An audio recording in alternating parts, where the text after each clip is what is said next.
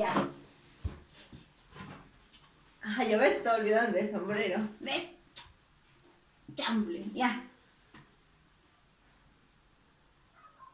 Buenos días, profesor. Buenos días con todas las compañeras. El día de hoy vamos a hablar y analizar la película Al frente de la clase 2008.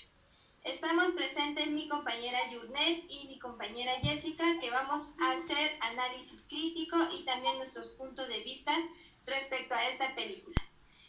Sabemos que el autor principal de esta película sufría de un síndrome llamado Turner y vamos a hablar respecto a eso. Entonces, comenzamos con nuestra compañera Yurnet. Vamos a empezar englobando bajo la pregunta: ¿qué opinión tiene frente al contexto y al sistema educativo que se daba en aquellos tiempos respecto a la película?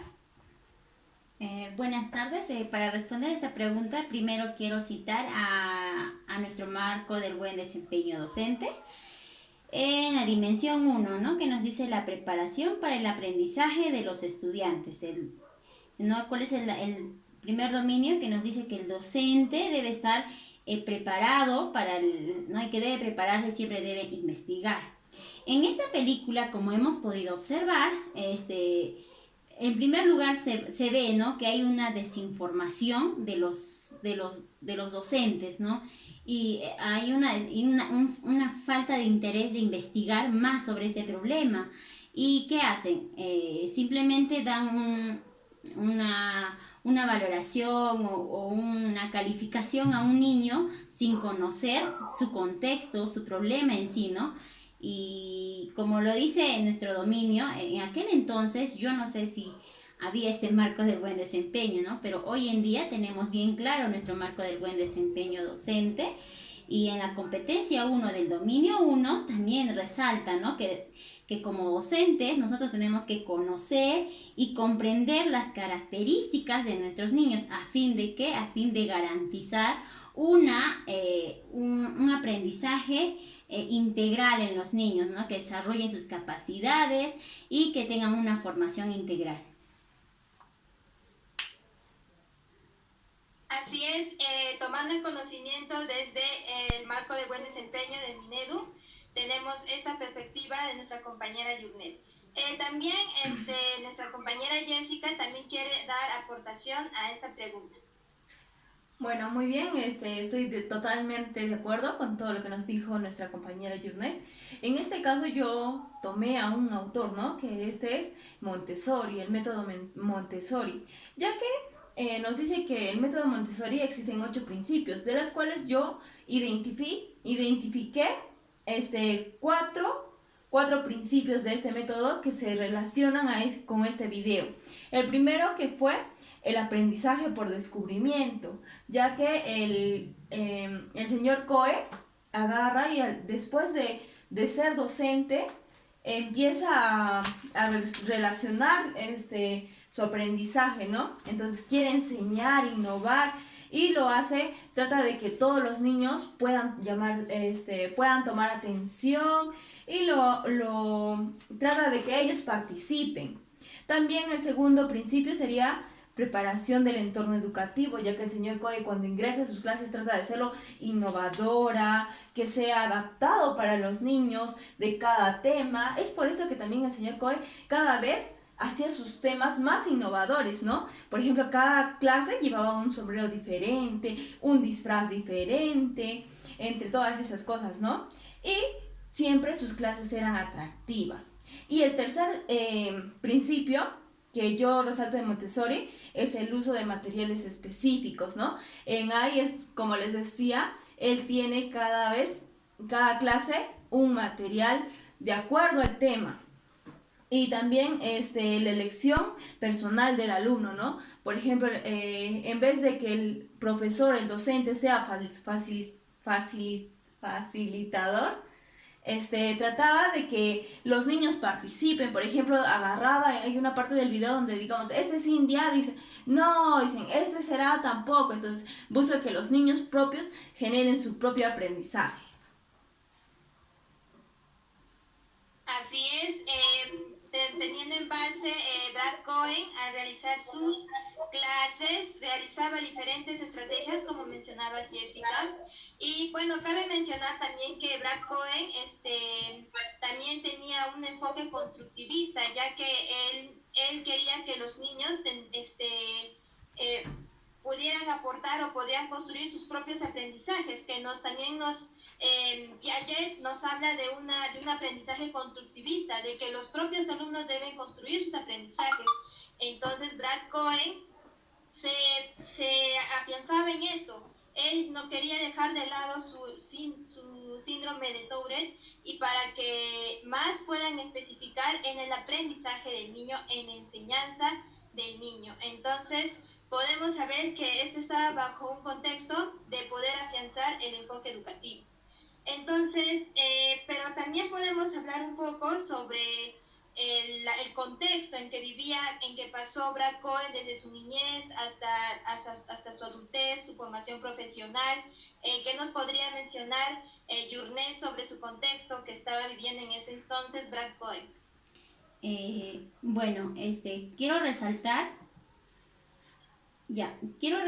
algo importante, ¿no? Que en aquella época, cuando esta película se desarrolla en el año de 2008, y es una época en la que había mucha desinformación de esta enfermedad, ¿no? Y es por eso que también se da esta película, ¿no? Queriendo dar a conocer que hay personas, que hay niños y hay adolescentes y adultos que sufren de esta enfermedad, ¿ya? Y podemos encontrarlo en las clases, en la calle podemos ver, ¿no? Y es algo estigmatizado por los demás, porque la sociedad los ve como algo que no es supuestamente normal, ¿no? Si no eres normal, entonces eres diferente y, o sea, tenemos que aislarte, ¿no? Y en esa película se puede ver eso. Incluso hay en la parte donde su mami de Coe le lleva, ¿no? La señora Coe lo lleva a una supuestamente rehabilitación, a un centro de ayuda, y en la cual el mismo niño y la misma mamá se dan cuenta, ¿no? Que el mejor tratamiento que ellos les ofrecen es esconderlo al pequeño, ¿no? Y que el señor Coe crezca apartado de los demás, y prácticamente le están diciendo, pues no, déjate ganar por esta enfermedad, y que tienes que aislarte y separarte, ¿no? Entonces, pero yo lo que rescato de esta es que a pesar de las circunstancias, de la sociedad, de cómo era visto en aquella época todo esto, porque hoy en día ya sabemos que hay un poco más de información, incluso hay más tratamientos que antes. Coe genera su propio lema de vida, ¿no? O sea, su propia forma de ver la vida, y ya no lo ve a Tourette, como a la enfermedad del síndrome de Tourette, como un complejo, sino como un compañero de vida, con alguien en que apoyarse y seguir adelante, ¿no? Y yo puedo decir eso, ¿no? Con respecto a ese punto que mencionas, compañera Sara. Como lo dice Vygotsky, Vygotsky nos habla del desarrollo socioemocional, ¿no? Cómo el niño se desarrolla en su entorno, y a partir de eso genera conocimientos, y él, a pesar de las circunstancias en las que él vivía y la época, logró hacer eso, ¿no? Logró desarrollarse positivamente, y logró sus sueños, que es ser docente. Claro, claro, y Vygotsky resalta mucho el aprendizaje que está basado en la sociedad, lo que la sociedad puede brindar al estudiante en su educación, en su formación, y eso implica mucho, según Vygotsky, también es un elemento que mucho interfiere en la educación del niño. Y Jessica, ¿qué nos podrías aportar? Ya, respecto a lo que es la sociedad, yo al principio no vi la película y dije, o sea, wow, o sea, enterarme de que hay esa enfermedad que yo hasta ahora no tenía conocimiento, digo, ¿no? Si alguna vez me hubiese tocado y no hubiese estudiado, capaz hubiese caído en el mismo error de esos docentes, ¿no? Que anteriormente le hacían, lo dejaban de lado y siempre criticaban diciendo que era un niño malcriado, que debían llevarlo a un psicólogo, a un doctor, que solo era malcriadez, falta de educación. Pero en realidad esos docentes no lograron investigar, ¿no? No se dieron el tiempo de investigar y ver cuáles eran las causas reales del comportamiento del señor Cohen. Entonces, respecto también a la sociedad, yo creo que ahora en la sociedad también se han visto muchos casos de esos, que a veces por desconocimiento o simplemente por no tomarnos el tiempo de investigar, muchas veces lo dejamos de lado. Uno de esos fue una experiencia es cuando fuimos a nuestras prácticas. Creo que muchas de nuestras compañeras presenciaron eso, ¿no? Cuando fuimos a un jardín y vimos a un niño con síndrome de Down. Y la docente, ¿qué hacía? Dictaba las clases, y al niño lo dejaban de lado, ¿no? Y le decían, Miss, ¿por qué no? Está enfermo, y lo dejaban de lado.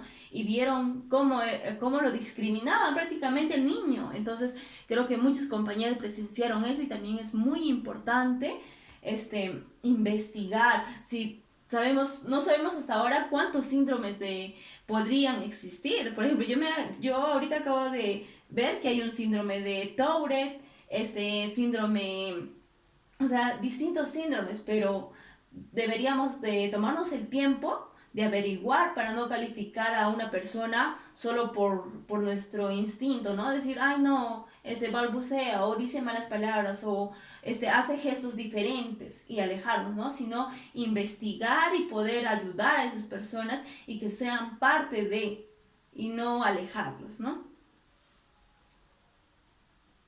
Exacto, y bueno, el contexto en que vivía Brad Cohen, tal vez muchos no lo entendían para ese entonces, ¿no? Y a muchos lo etiquetaban o hasta existía el bullying, ¿no? Le hacían bullying por sus diferentes tics que él realizaba por su síndrome, hasta su papá no lo apreciaba, no lo quería, no lo entendía. Entonces, esa es tal vez, ¿cómo podríamos decir? Es de parte de la sociedad, de parte de los docentes, el que Cohen no ha sido comprendido en su niñez. Entonces, aquí va la segunda pregunta, ¿no? Desde tu crítica reflexiva, ¿quién crees que fue el responsable del conflicto de Cohen? ¿Quién interfirió? ¿Quién hizo que no pudiera Cohen sentirse seguro, sentirse igual que los demás y por qué? A ver, nuestra compañera Yurne. Bueno, para esta pregunta, quiero mencionar el propósito del marco del buen desempeño docente, ¿no? Que nos dice, ¿no? Que el propósito de un docente es siempre llegar a la reflexión de su práctica, ¿ya? Promover la revaloración social y promover, ¿no? La educación igualitaria en todos los estudiantes. Podemos decir, ¿no? Desde el punto de vista que esto se desarrolla en una época, pues, donde no había mucha información y aquí en nuestro país, o sea, llegando a nuestra realidad, aquí en el Perú, se ve, hasta el momento se ve que hay niños que sufren algún tic, porque el síndrome de Tourette es un tic, ¿no? Un tic que le da, que no pueden controlar los pequeños y lo ven como un comportamiento malo. Y los llevan a los doctores, al psicólogo, al pediatra, y es tanto la demora en detectar la enfermedad que pasan los años y esto puede llegar a la adolescencia y es donde recién detectan que tienen el síndrome de Tourette. Y el desarrollo, sabemos nosotros que el desarrollo del niño es a temprana edad. Podemos intervenir nosotros como docentes de educación inicial para ayudarlos a integrarse a una sociedad y a ser mejores personas, para ser personas competentes, ¿no? Y entonces, ¿qué va a pasar con estos niños que son detectados ya cuando son adultos, ya cuando son jóvenes? Pues no han sido intervenidos o no han sido tratados de la manera que debería ser, ¿no? Hay una sociedad de Tourette que menciona, ¿no? Que en la educación todo docente que tiene este tipo de alumnos tiene que ser capacitado. ¿Para qué? Para que dé una atención adecuada al estudiante. Y puedo decirte que desde mi punto de vista, en aquella época no creo que hubiera tanto culpables, sino es simplemente la manera, la estructura de la sociedad. ¿Cómo es que en esa época Perdón. Ya. ¿Cómo es en esa época I'm sorry. ¿Cuál te pasa? ¡Su hijo! Alex, por favor. Se pasó. ¿Qué vas a hacer? ¿Cómo subir a la cama? Ay, lo va a hacer subir a la cama. Ay. Está ahí. No nos va a molestar. Ahí no va, tranquilo. Ya se apagó la laptop, Jessica. Ya, espérate. Ay, lo has movido. Dame la manta. Todavía te vas a echar ahí. Échate ahí. Rápido, la laptop se malogra. La has apagado. Ay, espero que no se malogró. La otra vez que le eché, leche se apagó así de la nada y se A ver, malogró. ya está. Ya, por favor. Ya está. ¡Ares! Se va a quedar ahí. ¿Para qué le llamas? ¡Ahí no va!